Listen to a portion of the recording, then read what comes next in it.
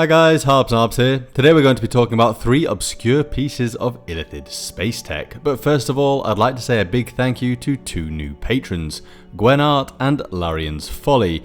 Incidentally, Larian's Folly is a fellow content creator and actually runs a D&D stream on Twitch every Thursday evening.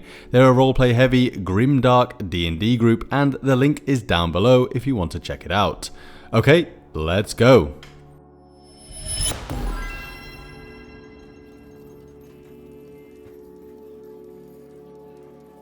Number 1.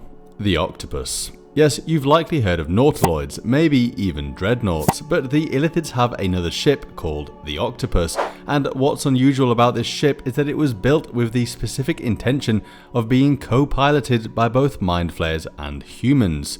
During an event known as the First Unhuman War, the Octopus was used as a convoy protector.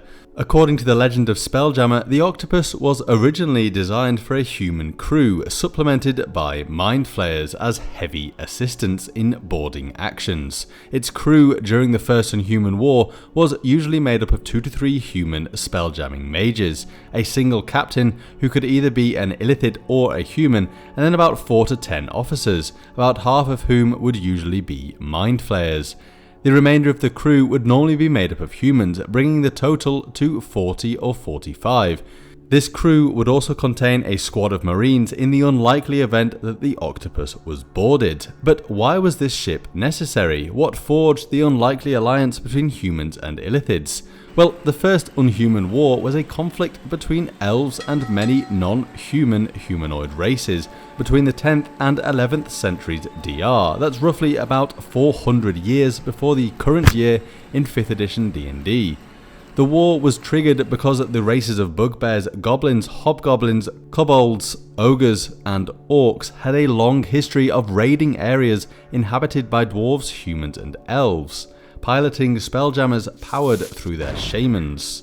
The Council of Admirals of the Elven Imperial Fleet decided an all-out war was necessary to end the raids permanently. These raids were a problem also for the Illithids. Their trade between humans was often interrupted, specifically by goblins. So it is for this reason that humans and Illithids developed the Octopus ship to defend these trade caravans. We know that this was the only reason for the alliance, as in the legend of Spelljammer it says that after the destruction of the goblins, the need for large groups of ships travelling convoy style diminished and the human Illithid alliance broke up. But what was different about the Octopus ship compared to Nautiloids? Well, the primary difference was that the tentacles came behind the ship, literally mimicking the movements of a real-life octopus.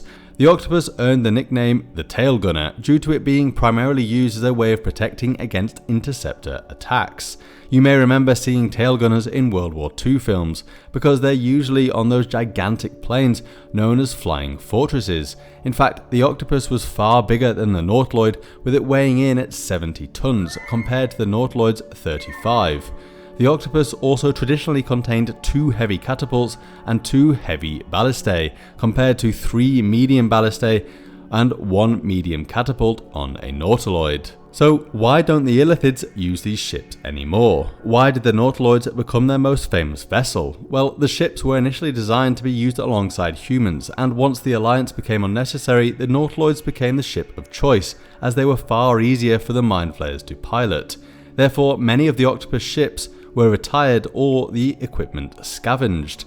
According to the legend of Spelljammer, an enterprising Illithid discovered a great cache of them in the 14th century and has been refitting and reselling them on. The depot in which the ships were found was likely a secret fleet base or an abandoned Illithid outpost which collapsed because of Mind Flayer infighting. The Illithid usually sells them to human pirates, but does sometimes sell them to powerful Illithid conclaves. There is a legendary octopus with fittings of gold and tentacles of silvery steel, but it is currently in the hands of a legendary pirate known only as the Corsair.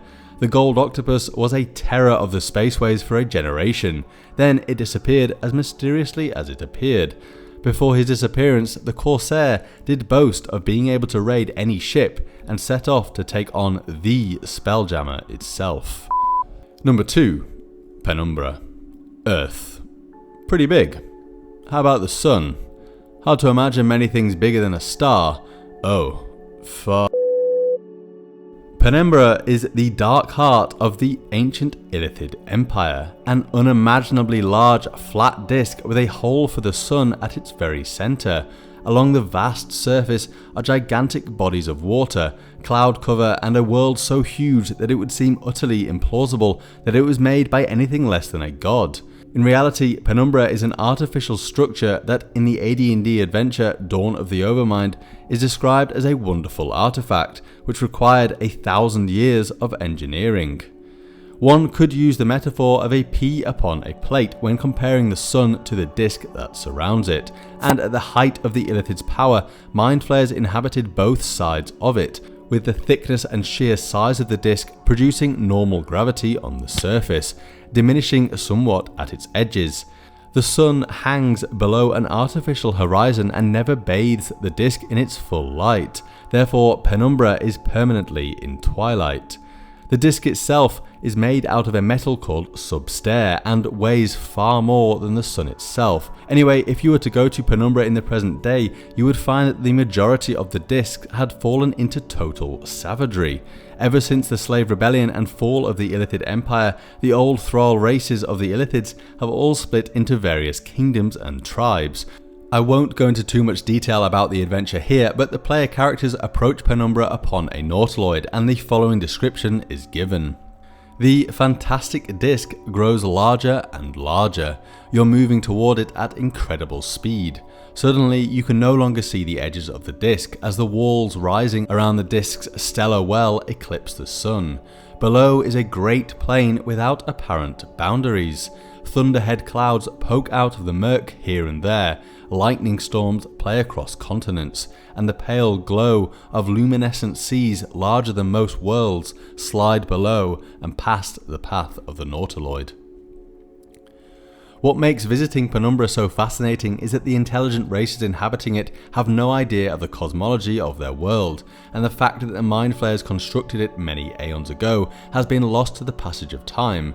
Anyway, Penumbra holds many secrets, and Dawn of the Overmind is a fascinating adventure, which I won't wholly spoil here.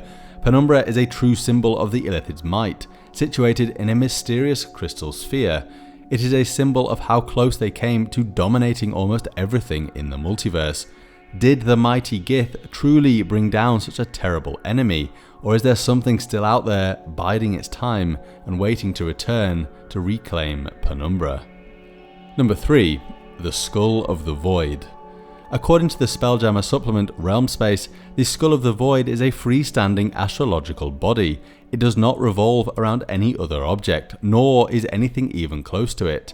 The skull is 12 miles high and 10 miles wide, and shaped perfectly like a normal human head. It appears to be made completely out of bone, but whenever this structure is damaged, it magically repairs itself. Within the skull, there was a colony of Illithids. This colony captured up to 100 beholders, who have had their eye stalks continuously sliced off with immaculately cleaned blades, so that they can never be used against their Illithid captors. The large central eyes are branded with the markings of the Illithid clan, which owns them to ensure that no Illithid steals from another. Essentially, the beholders are being treated like cattle. However, the Illithids are not just running some bizarre beholder farm. They are in fact conducting strange experiments upon the beholders, and the Skull of the Void functions as a huge laboratory. It was highly important that the Illithids kept this lab a secret, because according to Realm Space, the Illithids and beholders had a shaky detente, which would surely break if the beholders found out about the horrible experimentation. The Illithids are attempting to use the selective breeding techniques that they perfected on humanoids to breed the ultimate beholder brain. This is because their brains are sometimes as large as 4 feet in diameter and are a cranial commodity, making them rather irresistible to Illithid's tastes. One of the most intriguing discoveries that has been made within the laboratory is that as a side effect of continuously eating the brains of beholders, the Illithid breeders living on the Skull of the Void have grown glands in their brains similar to those found in beholders. This gland allows the Illithids to levitate. This is interesting because the levitation that we associate with Mind Flayers has always been something innate. but in Realm Space it is written that in recent generations, the Skull inhabitants have experienced great resentment and racial hatred from the Illithids who do not possess this levitating ability. One aspect of their physiology that they do not understand is that this levitating property is now genetically embedded in their genes, meaning that even if they stopped eating the beholder brains, their progeny would still gain the levitation properties of their parents. The section on the Skull of the Void ends with the following: luckily they have not gained the magic related to the beholder's eyes. Yet. And I like to think that if Spelljammer is ever brought into D&D 5th edition, then the Illithids in the Skull of the Void would have developed far stranger versions of themselves after having experimented on a myriad of other races for so very long. Anyway, thanks for watching guys. If you enjoyed this video then do please give me a like and subscribe, and I'll see you next time. Bye!